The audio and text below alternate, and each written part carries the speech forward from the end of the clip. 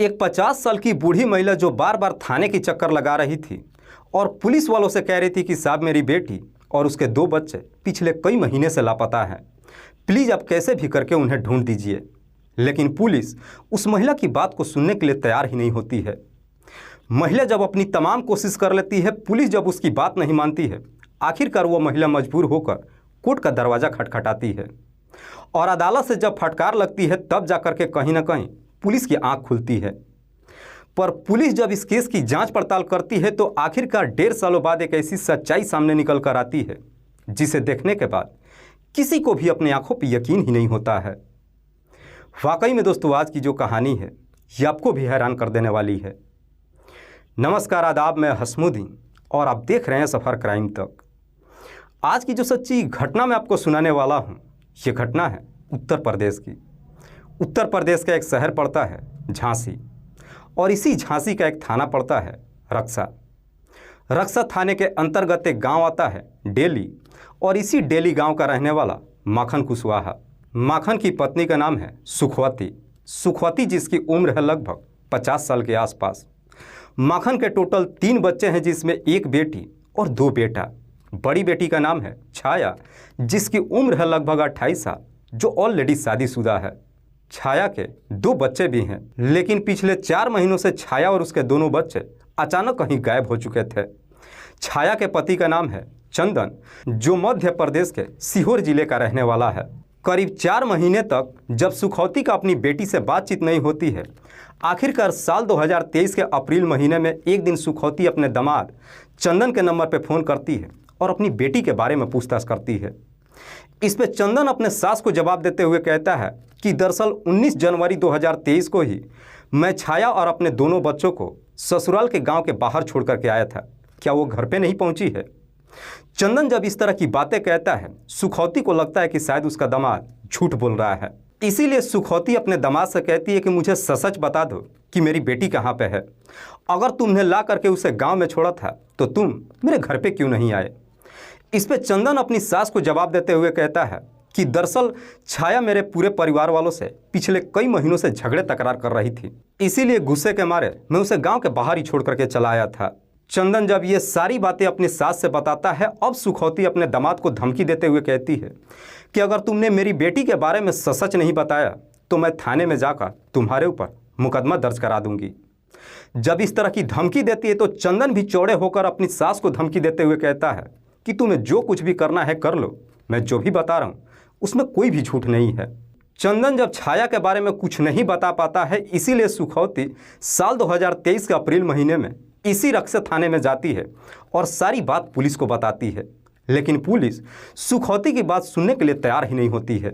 उसके बाद से सुखवती कई बार थाने में जाती है, पुलिस वालों से गुहार लगाती है। पुलिस ना तो रिपोर्ट को दर्ज करती है और ना ही छाया की कहीं छानबीन करती है और देखते ही देखते लगभग 8 महीने का और समय गुजर जाता है। छाया को गायब हुए लगभग 1 साल का समय गुजर जाता है। पुलिस जब रिपोर्ट दर्ज नहीं करती है, आखिरकार सुखवती मजबूर होकर कोर्ट का दरवाज़ा खटखटाती है और एक अर्जी लगाती है। इधर जैसे ही अर्जी लगाती है, अदालत और पुलिस को फटकार लगाते हुए कहती है कि जल्द से जल्द रिपोर्ट को दर्ज ही नहीं किया जाए, बल्कि इस केस की जाँच पड़ताल भी की जाए। अदालत से जब फटकार लगाई जाती है तब जाकर के 13 दिसंबर 2023 को रिपोर्ट दर्ज की जाती है। पुलिस जब रिपोर्ट दर्ज करती है, उसके बाद से पुलिस अब इस केस की जांच पड़ताल करते हुए सबसे पहले मध्य प्रदेश के सीहोर जिले में चंदन के घर पे जाती है उससे पूछताछ करने के लिए। लेकिन पुलिस जब चंदन के घर पे पहुंचती है तो मालूम चलता है कि चंदन का पूरा परिवार घर छोड़ करके फरार हो चुका है। दरअसल सुखवती अपने दामाद के साथ साथ उसके दोनों भाइयों और उसके मां के नाम पर मुकदमा दर्ज कराई थी। चंदन के 2 छोटे भाई हैं, जिसमें से एक का नाम है मनोज और दूसरे का नाम है विनोद। पुलिस को जब मालूम चलता है कि चंदन का पूरा परिवार ही घर छोड़ करके फरार हो चुका है, पुलिस को अब पूरा यकीन हो जाता है कि शायद छाया और उसके दोनों बच्चे अब इस दुनिया में ना हो, क्योंकि पिछले 1 साल से इन तीनों का कहीं कुछ पता नहीं चलता है और ना ही ये तीनों कहीं दिखाई देते हैं। इधर चंदन भी ये सोच करके परेशान होता है कि आखिरकार उसकी पत्नी और दोनों बच्चे गायब कहाँ हो गए, क्योंकि चंदन भी अपने सास से झूठ नहीं बोल रहा था। वाकई में 19 जनवरी 2023 को चंदन अपनी पत्नी और दोनों बच्चों को अपने ससुराल के गांव के बाहर छोड़ करके आया था। चंदन भी सोचने पर मजबूर हो जाता है कि आखिरकार उसकी पत्नी अपने घर न जाकर के बच्चों को लेकर कहाँ चली गई। चंदन को भी डर सताने लगता है कि कहीं ऐसा तो नहीं हो सकता है कि छाया और उसके दोनों बच्चे अब इस दुनिया में ना हो। इसीलिए पुलिस अब मध्य प्रदेश से वापस झांसी तो चली आती है, लेकिन उसके बाद से चंदन और उसके परिवार को ढूंढना शुरू कर देती है। इधर चंदन भी सोचता है कि अगर उसकी पत्नी और बच्चों की मौत हो गई होती तो डेड बॉडी जरूर मिला होता। चंदन को लगता है कि शायद उसकी पत्नी और बच्चे जिंदा हैं। इसीलिए चंदन के जितने जानने वाले लोग होते हैं सबसे कहता है कि अगर मेरी पत्नी और बच्चों के बारे में कुछ भी मालूम चले मुझे बताए जरूर। पर जैसे ही 4 महीने का और समय गुजरता है, आखिरकार 14 मार्च 2024 को चंदन के मोबाइल के व्हाट्सएप पे एक वीडियो आता है। चंदन जब उस वीडियो को देखता है तो वो वीडियो किसी स्कूल के बच्चे का था जिसमें कई सारे बच्चे प्रोग्राम कर रहे थे। चंदन जब उस वीडियो को ध्यान से देखता है तो उसी वीडियो में चंदन के दोनों बच्चे दिखाई देते हैं। चंदन जब अपने दोनों बच्चों को देखता है तो देख करके बेहद ही खुश होता है। चंदन ये सोच करके खुश होता है कि उसके परिवार के ऊपर जो मुकदमा दर्ज कराया गया है, जिसकी वजह से उसका पूरा परिवार अब परेशान हो रहा है, अब बच जाएंगे। यही सोच करके 15 अप्रैल को चंदन झांसी के रक्षा थाने में जाता है और उस वीडियो को पुलिस को दिखा देता है। पुलिस भी जब उस वीडियो के अंदर छाया के दोनों बच्चों को देखती है तो देखकर पुलिस भी एकदम से चौंक जाती है। दरअसल वो वीडियो मध्य प्रदेश के कैरेरा इलाके के एक स्कूल का था। पुलिस जब उस स्कूल का डिटेल्स निकाल लेती है, झांसी की पुलिस अपनी टीम के साथ मध्य प्रदेश के उस स्कूल में जाती है और छाया के दोनों बच्चों के बारे में पूछताछ करती है, जहां से पुलिस को छाया के दोनों बच्चों का एड्रेस मिल जाता है। पुलिस जब उस एड्रेस पे पहुंचती है तो देखती है कि वहां पे छाया के साथ साथ उसके दोनों बच्चे भी मौजूद थे। दरअसल छाया के गोद में एक और भी 3 महीने का बच्चा खेल रहा था। पुलिस जब इन चारों को देखती है, चारों को हिरासत में लेकर झांसी में आ जाती है और साथ ही साथ छाया की मां को भी थाने में बुलाती है। इधर छाया की मां जब थाने में जाती है और छाया और उसके बच्चों को जब देखती है, देख करके बेहद ही खुश होती है। दरअसल सबके चेहरे पे इस बात की खुशी होती है कि छाया और उसके बच्चे सब के सब जिंदा हैं। लेकिन पुलिस जब इस पूरे घटना के बारे में छाया से पूछताछ करती है कि पिछले 1.5 साल से तुम थी कहाँ पे, छाया जब इसकी कहानी बताती है तो इसे सुनने के बाद खुद छाया की मां भी एकदम से चौंक जाती है। दरअसल इस कहानी की शुरुआत होती है घटना से ठीक 8 साल पहले।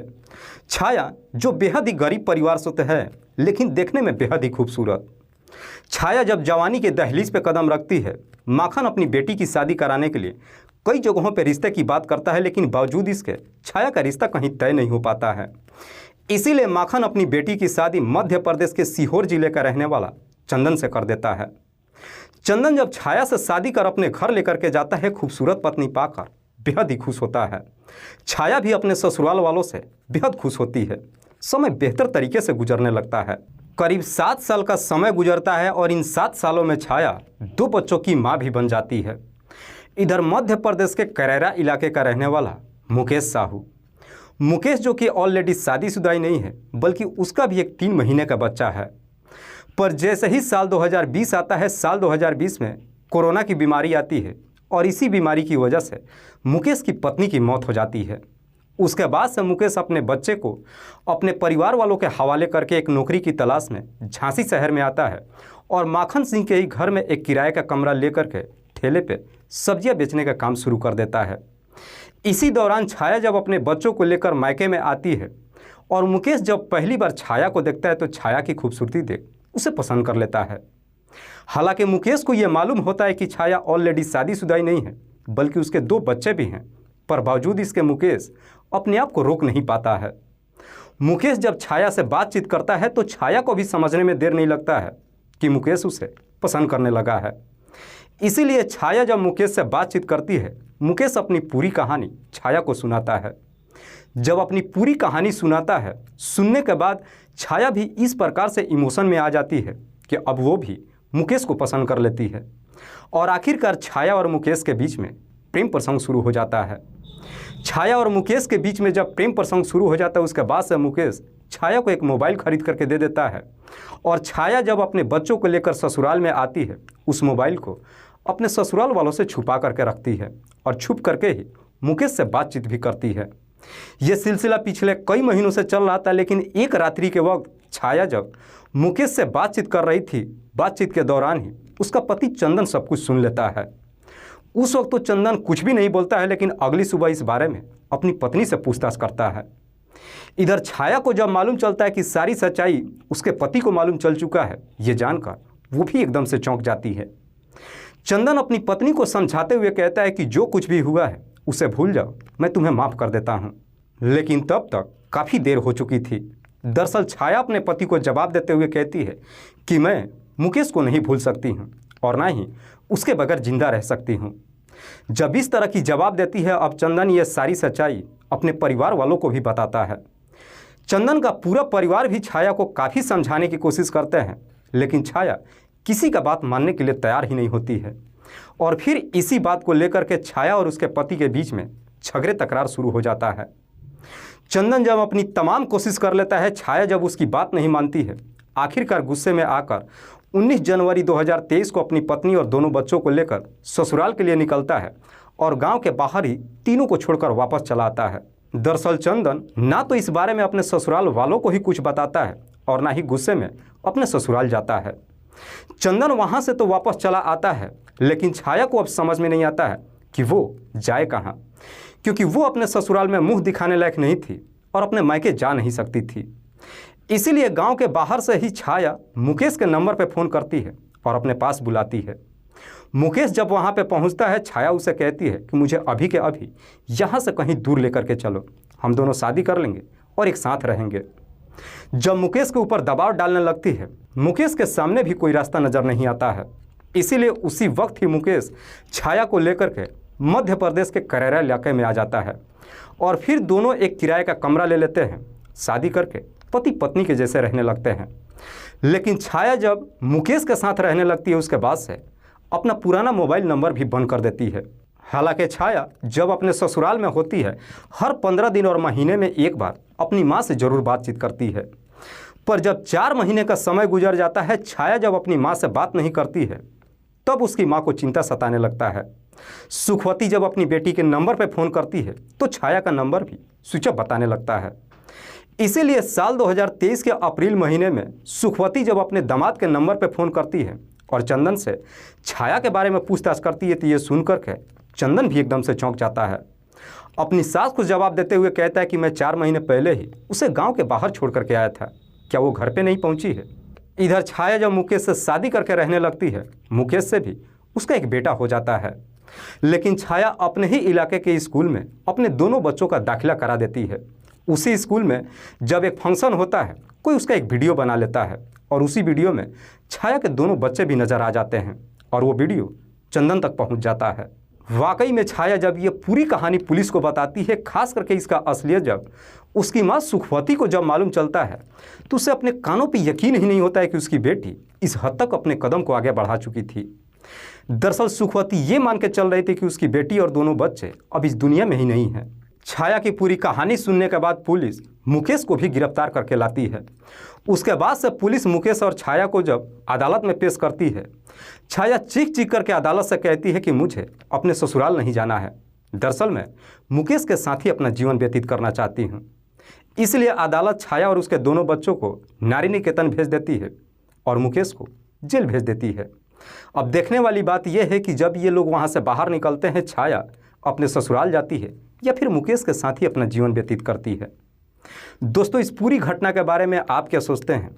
आप अपनी राय हमें कमेंट बॉक्स में ज़रूर दीजिएगा। जाते जाते मैं आपको बता दूं कि कुछ मेरे व्यूअर्स हैं जो रोज़ाना मेरे इस वीडियो को देखते ही नहीं हैं, बल्कि अपना कीमती समय निकाल कर मुझे अपना प्यार भी देते हैं, जिनमें से एक का नाम है राधे श्याम शर्मा। राधे श्याम शर्मा जो सिरसी, जयपुर, राजस्थान प्रदेश के रहने वाले हैं। दूसरे मेरे व्यूअर हैं यशबीर कश्यप।